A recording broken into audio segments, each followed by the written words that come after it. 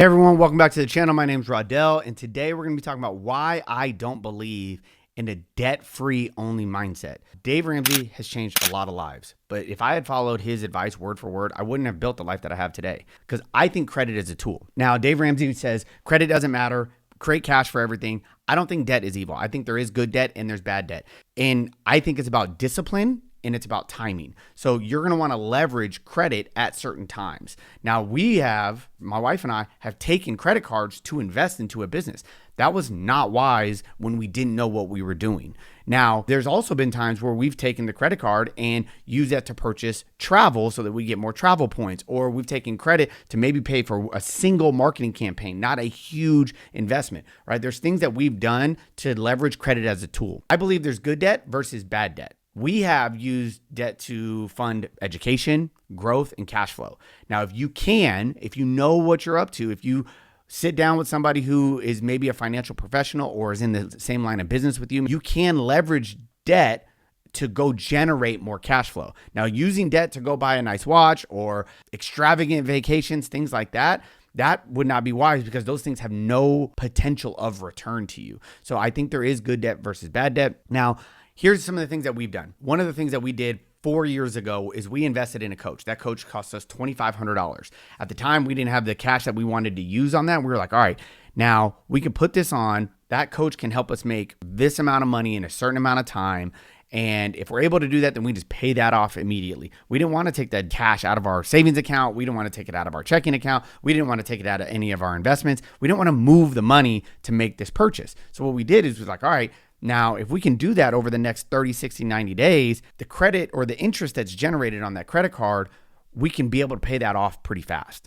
And so we were able to do that. Luckily, we were able to pay for that coach, pay for that marketing campaign, that deployed, that money that went out came right back. We paid it off, and then we had a positive cash flow from that new investment. So that was something that we've done from a business standpoint. We didn't use the Ramsey method of being completely debt-free or not leveraging debt at all. And so there's another thing that I don't really love is I think there's a problem with shame-based finance. I think people who are high achievers, people who have big dreams, people who have big visions and want to accomplish a lot, feeling the burden that you're doing something wrong by generating a little bit of debt or whatever it is, like I don't think shame is an inspirer.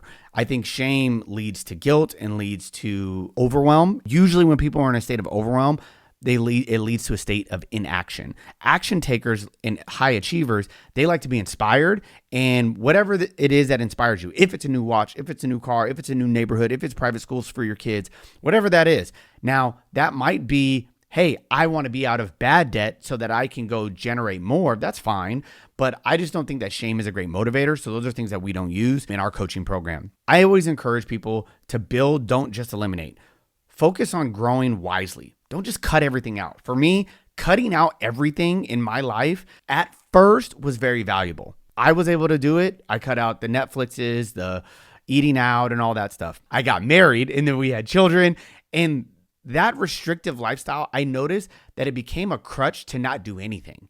And it also didn't allow me to dream bigger. So when I only had $2,000 a month in bills, and that was my sole purpose, and then my purpose from there was to just generate more margin, that didn't inspire my family. It didn't inspire me ultimately long term, because what happened was I just did whatever it took to the bare minimum, and then every dollar above that went to this future self that never got to really enjoy it. And so I created a space where it's like, okay, I don't want to increase my lifestyle. And so inside of our coaching program, one of the things we do is we show you how to increase your lifestyle percentage based while you're increasing your income so that you can enjoy a little bit more when you get a raise or when you get a bonus, when you get a nice commission or you change careers. Like, how do you enjoy that? And so those are the things that we've been able to do. Now, again, not all of that plays a part into leveraging debt, because I do think that debt is an instrument. It's a tool.